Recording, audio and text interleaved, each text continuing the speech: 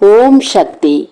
அன்பு குழந்தையே, இந்த நேரத்தில் உன்னிடத்தில் பேச வேண்டும் என்று நான் எதற்காக முடிவெடுத்து வந்தேன் என்பதை நீ இப்போது தெரிந்து கொள்.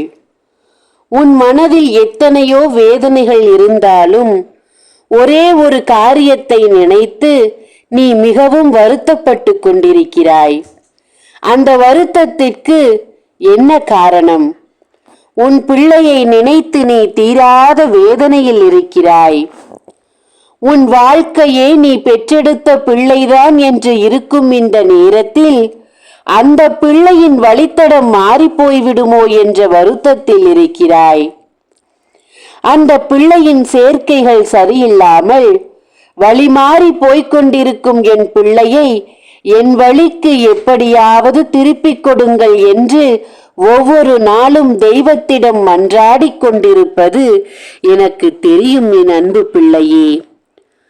உன் வாழ்க்கை இங்கே உன் பிள்ளையை எதிர்நோக்கி இருக்கிறது என்பது எனக்கு தெரியாமல் போய்விடுமா?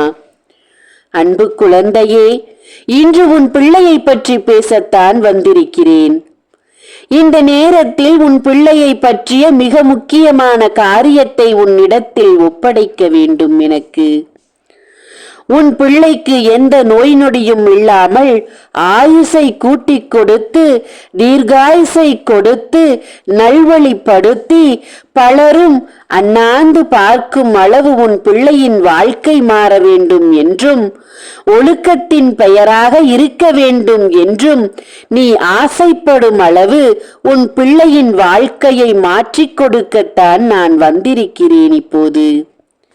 அன்பு பிள்ளையே, அது மட்டுமல்ல, உன் பிள்ளையின் வாழ்க்கையில் உன் பிள்ளை உச்சத்தை தொடப்போகிறது. என் அன்பு தங்கமே, என் பிள்ளைக்கு நல்ல காலம் எப்போது வரும் என்று என்னிடம் கேட்டுக்கொண்டிருந்தாய். நல்ல காலம் வரப்போகிறது என்று உன்னிடத்தில் நான் சொல்ல வந்த நேரத்தில் எங்கே நீ தள்ளிவிட்டு போய்விடுவாயோ என்ற அச்சத்தில் இருந்தேன். பிள்ளையே, என்றும் உன்னுடைய நம்பிக்கைக்காகத்தான் உன் வாழ்க்கையில் நான் நின்று உனக்கு நல்லதை செய்து கொண்டிருக்கிறேன். உன்னுடைய மனதிற்காகத்தான், உன்னுடைய வேண்டுதலுக்காகத்தான் உன் பிள்ளையின் வாழ்க்கையை இப்போது நான் சரி செய்து கொண்டிருக்கிறேன். அப்போது முதலில் நீ அதை கேட்டால்தானே அது பலிக்கும் வாக்காக மாறும். நீ கேட்காமல் போய்விடுவாயோ, அருமையான வாய்ப்பை உன் பிள்ளை தவறவிட்டு விடுமோ என்ற அச்சத்தில் இருந்தேன். தங்கமே, நான் இப்போது உன்னிடத்தில் சொல்வது வேண்டுமானாலும் உனக்கு நடக்குமா நடக்காதா என்ற சந்தேகம் இருக்கத்தான் செய்யும்.